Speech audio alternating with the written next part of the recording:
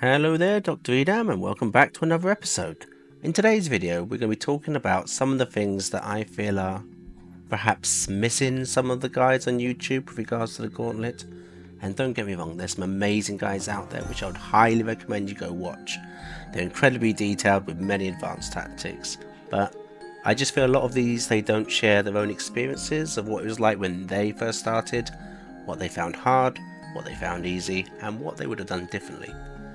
So this video is more towards those wondering where to start, what you can expect as someone new to Gauntlet. I'll be sharing my thoughts and experiences on what things were like when I first started my enhanced Crystal Seed grind, which unfortunately took me 920 corrupted KZ to do, more than double the drop rate. Now before we start, if you enjoyed this video or find any of it helpful or useful at all, please let me know in the comments. I love hearing from people, and please smash that like and subscribe button. Honestly, a couple of little clicks really does help the channel out so much. Thank you. Alright, now there's three really important things I want to share, especially if you're a new starter to Gauntlet, and things that I would have loved to have known before I started my own grind. Number 1. If your computer or internet is bad or lags when there's lots of pixels on the screen, then please don't attempt the Gauntlet.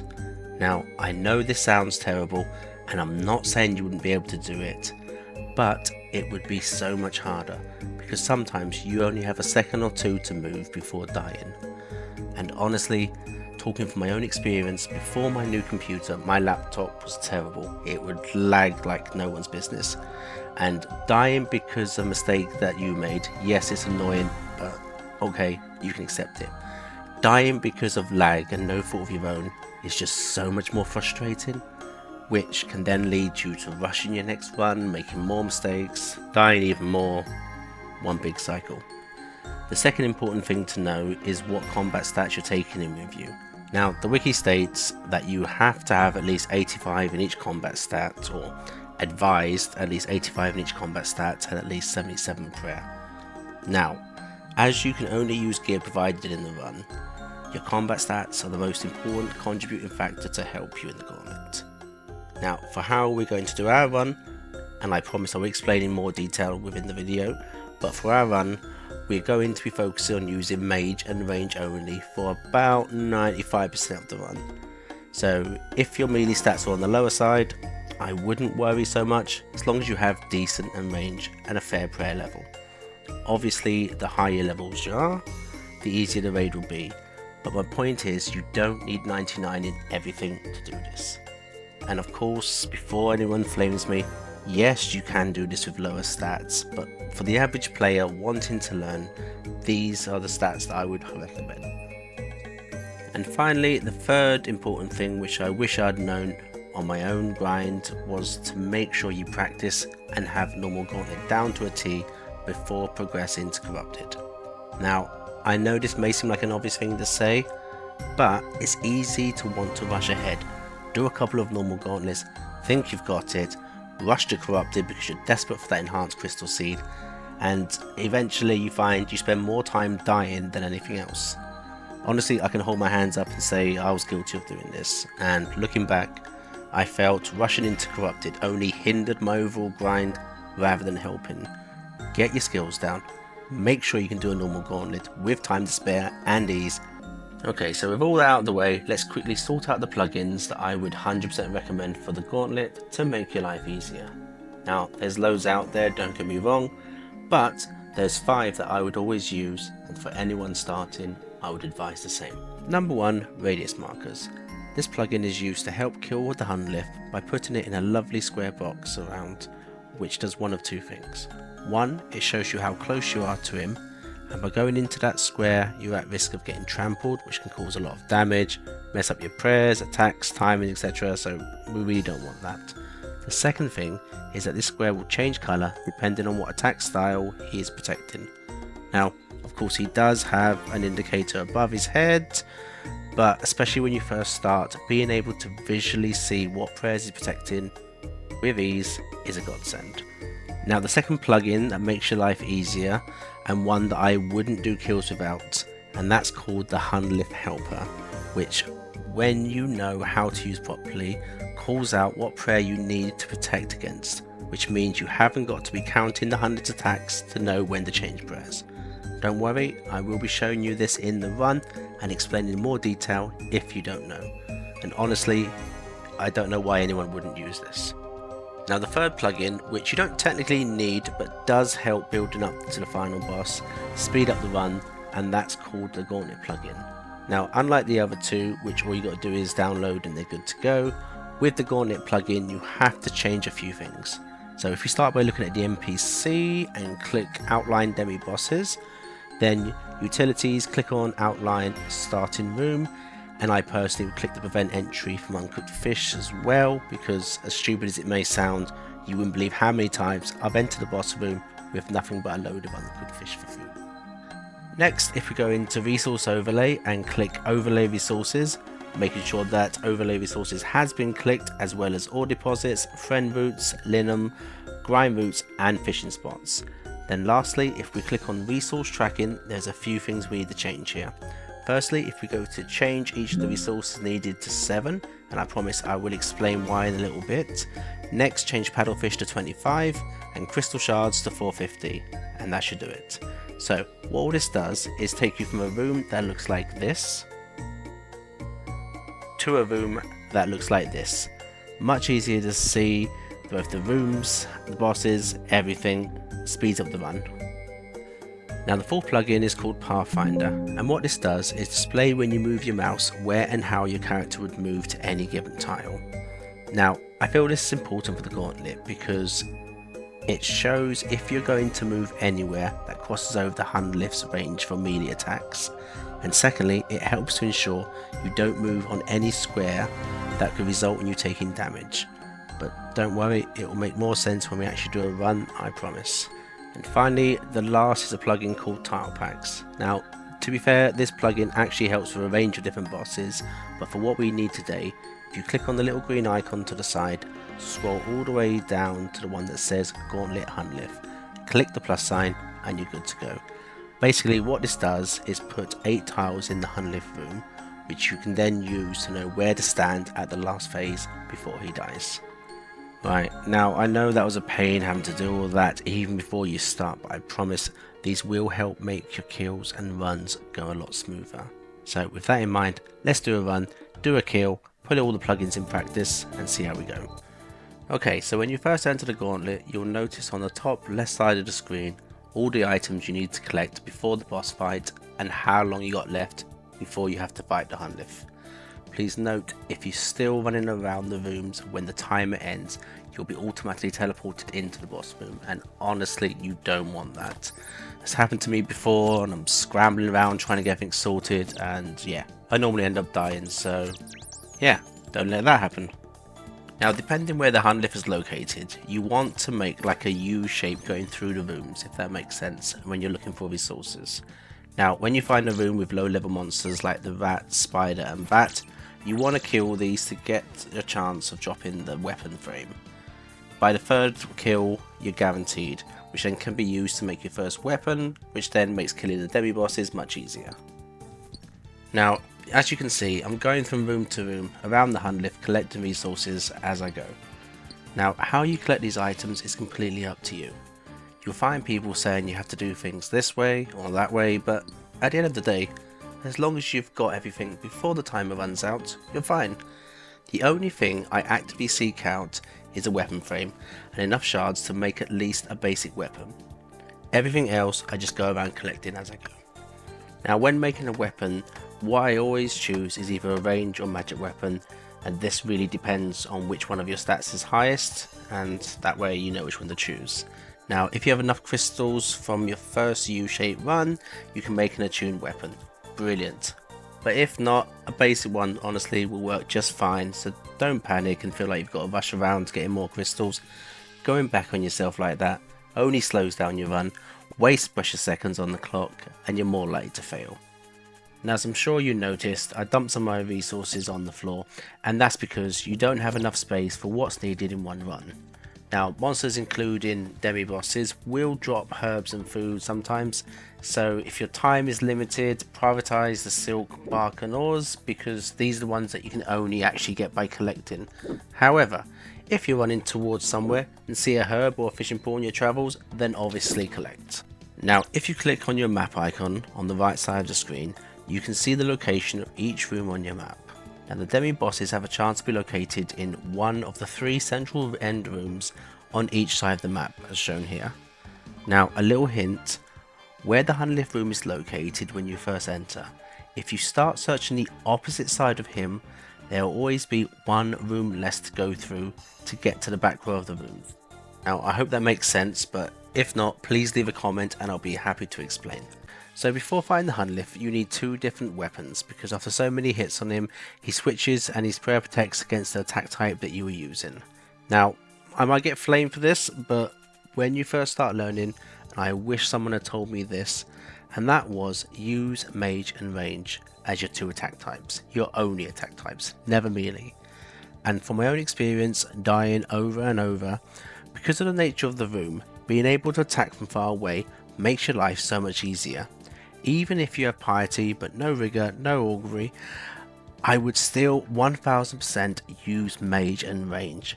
It's easier, and when you're first learning, as little stress as possible is the best. Now, with that in mind, you might be asking yourself, why have I just said all this only to be attacking the bear, which drops the melee weapon upgrade? Almost forgot, bear drops melee, dark beast drops range, and dragon drops magic. Well, the reason for attacking the bear is because 1, you can use the crystal spike he drops as with the pestle and mortar for more crystals, and 2, because when you move around the room you might encounter a second bear.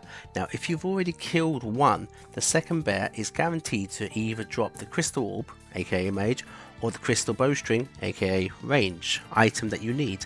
And the same works for the other 2 demi-bosses. If you kill a second bear, for example, and let's say it drops a crystal orb, and then you go kill a dragon, the dragon will then give you the crystal bowstring rather than another mage item. I know it's a lot to process, and I hope it makes sense, and I promise it will sit in. Now, once you've collected both the crystal orb and the bow, me personally, I would use the teleport crystal to teleport back to the home room and make my perfect weapons. After that, it's just finish up by collecting the rest of the items needed, your resources, your fish, etc. Also, please note, don't forget to cook all your fish. Trust me, okay? It's easily done. Now, you need 7 of each resource to be able to make, firstly, the basic armor, which consists of the helm, body and legs, and then to be able to upgrade it to the attuned armor. Now, I know people are going to comment and say you should be learning to just use basic armor for the corrupted gauntlet, less time, blah de blah de blah, etc. Okay? But what we first want, especially when you're new to this, is an understanding of how the gauntlet works. And in a normal run, you have the time to make attuned armor, which means you take less damage against the Hunlift.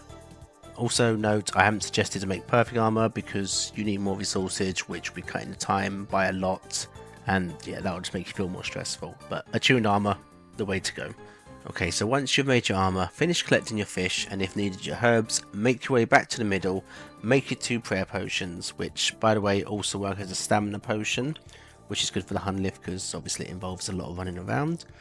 To make the potion, just buy 2 empty vials, fill them with water either from the fishing pool or the pump in the center room.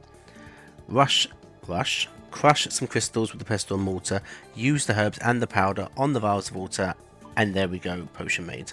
Now finish cooking all your fish and you're good to go. Now before you enter the Hunlift room, always pray from range on the beginning because he always starts by attacking with range.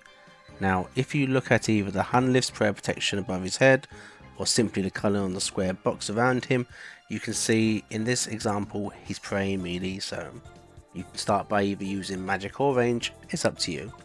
Obviously, if he was praying magic, then you would start by using range, and vice versa.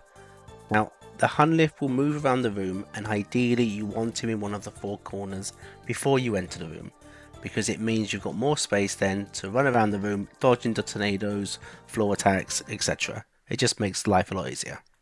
Now, I'll be slowing down this fight just a little so I can explain how things work. So when you first enter, pray range and attack him. After he's done his first hit, press the Hunlift helper on the right side of the screen. This will give you a voice telling you when to switch prayers, meaning you haven't got to stress about counting how many attacks the Hunlift has done before he switches attack styles. I swear, you do this enough and you'll be falling asleep with the words 3, 2, 1, mage stuck in your head. Now the tiles lit on the floor will change colour from blue to orange. When it does this, you will start taking massive damage every second you remain on those tiles. However, you do have a few seconds before they change colour, so don't panic. If you're on a blue coloured tile, just move across and you'll be fine.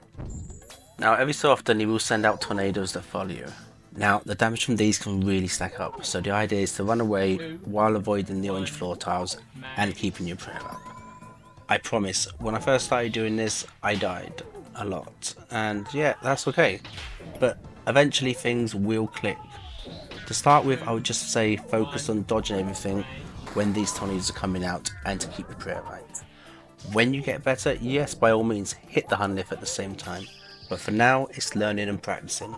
This isn't a speed run, and the important thing is to get things right.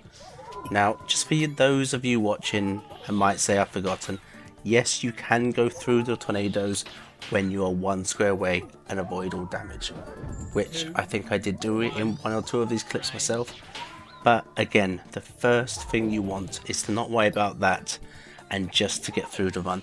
You have plenty of time to practice that after you've got the basics down. 2, 1, May.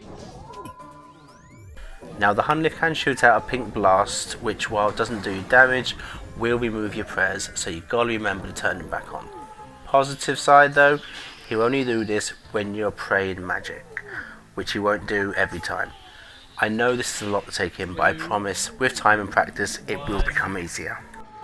Now as you can see, as the Hunlift's health gets lower, the amount of tornadoes he spawns increases, and the orange tiles on the floor range so they're harder to avoid. This is why I would always suggest that people start by using range and magic, because as the fight becomes harder, space becomes more limited, more tornadoes, etc. Getting close enough to the Hunlift to use melee attacks becomes so much more stressful and harder to do, rather than being able to attack from far away. Plus, getting close means you're more likely to get trampled on, which can cause massive damage, throw your Hunlift helper out the window, and yeah, it's just more of a headache. Now when the Hunlift gets to his last quarter health, he's at his hardest stage, and honestly this is the part where I would die the most, because there's so much going on, nerves will kick in, and yeah, it's more difficult. Best thing I can say to anyone is practice, practice, practice. Chances are you will die at some point, but that's okay. You're here to learn, not to be an expert overnight. So now you have 3 tornadoes to deal with, as well as a harder layer of orange tiles. This is why we use the tile pack plugin. The yellow tiles during this last phase will always be safe.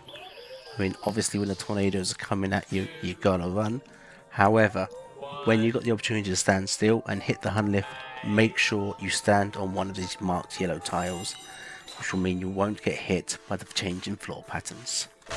And then finally, you'll be glad to hear, after all of that, the run is finally completed and there is nothing left to do but collect your loot.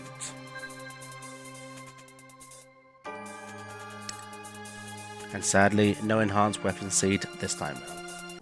Now, just a little motivation, if you ever tried this, failed and feel like you can't get it, just look at my kills and deaths. 295 deaths in total. Now I'd love to blame all of this on my old laggy laptop, but I'd be lying. However, I promise eventually things will just click. You will get better, you will improve. Anyway, that's all I have for us today. If you found any of this helpful at all, please smash that like and subscribe button. Helps the channel out more than you know, and please comment and let me know your own experiences with the Gauntlet. Now, I will play a full run at the end for anyone wanting to see. If not, take care and I'll see you again soon.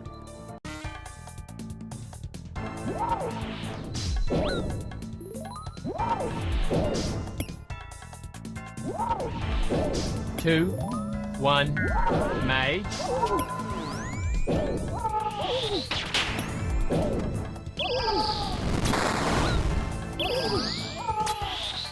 2, 1, range.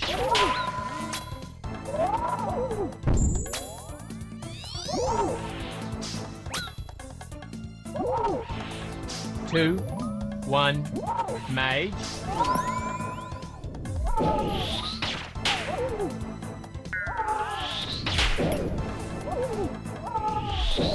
2 1 range.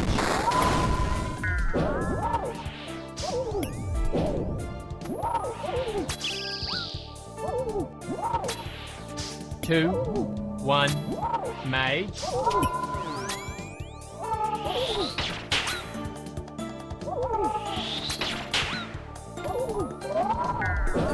2 1 range.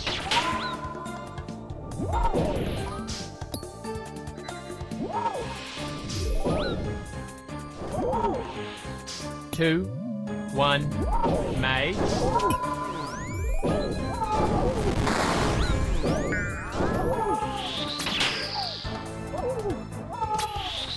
2 1 range.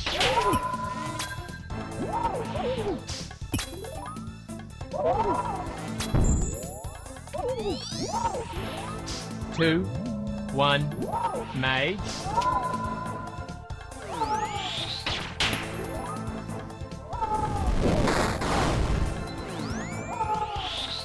2 1 range.